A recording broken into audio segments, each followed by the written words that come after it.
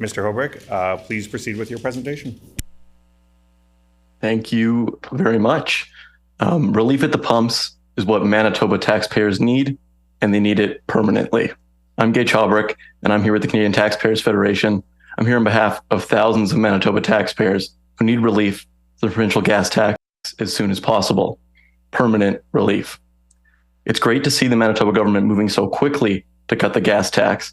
As you know, cutting the 14 cents that the Manitoba government currently charges drivers will save them $250 over 6 months or $500 if extended the entire year. But taxpayers have 3 key points when it comes to this relief in this proposed bill. Number 1, it needs to be provided for all motor fuels, included dyed gas. 2, it needs to be permanent. And 3, it needs to be passed as swiftly as possible. So to the first point, it needs to be provided for all motor fuels. No taxpayer should be left out in the cold on this relief. It doesn't make sense to give some drivers a break at the pump, and not necessarily for farmers who use dyed gas. Farmers use much more fuel to run their farms. They also need that relief. This relief also needs to be permanent. That's my most important point. Manitobans aren't just feeling the pain from high fuel prices, but also from the rest of the taxes that they are forced to pay the provincial government.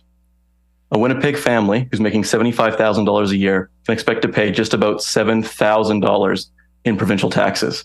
If that same family was living in Regina, Calgary, Vancouver, Toronto, or Montreal, they'd be paying at least $2,000 less in taxes. If you compare strictly with Calgary, that number jumps to $4,000. That's money that those families can't use to make ends meet. The governments of Alberta, Ontario, and Newfoundland have all extended their gas tax cuts after an initial period.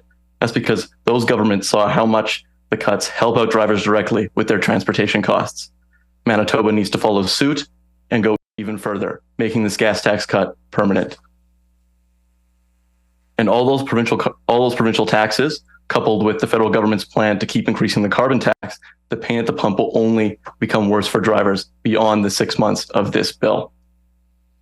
When the 14 cents per liter gas tax cut is implemented, it will spare drivers from the pain of the carbon tax, but only for a moment, because as soon as April 1st, 2024 hits, drivers will again be punished for filling up their vehicles, because that's when the federal government is increasing the carbon tax on gas to 18 cents per liter.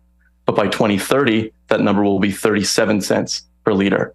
This year alone, the carbon tax will cost Manitobans about $400, according to the parliamentary budget officer, and that includes the rebates. By 2030, that cost jumps to $1,500 per Manitoban.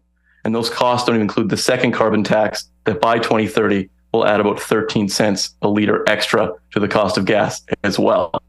In 2030, filling up a minivan will cost $40 in carbon tax alone. Manitoba will have to do more for relief than to temporarily cut the provincial fuel tax to help Manitobans. To start with, the Manitoba government can join most of the country and the provinces of Alberta, Saskatchewan, Ontario, New Brunswick, and Nova Scotia, and push for the federal government to scrap the carbon tax on everything for everyone. And it also needs to be passed as swiftly as possible. That's my third point. Manitobans don't just need relief when the government gets around to it. They need it right now. Manitobans can't put a pause on driving to get to work, driving to the grocery store, or taking their kids to hockey practice. Gas tax relief is a good first step to make life affordable for Manitobans, but the Manitoba government also needs to oppose the federal carbon tax that is driving up the costs at the pump. Nearly 70% of people say they are paying much more now on essentials than they were a year ago. Almost half say they are $200 away from being unable to pay their bills. All the while, more and more people are turning to food banks to feed their families. More tax relief needs to come soon, and it needs to be permanent. Thank you.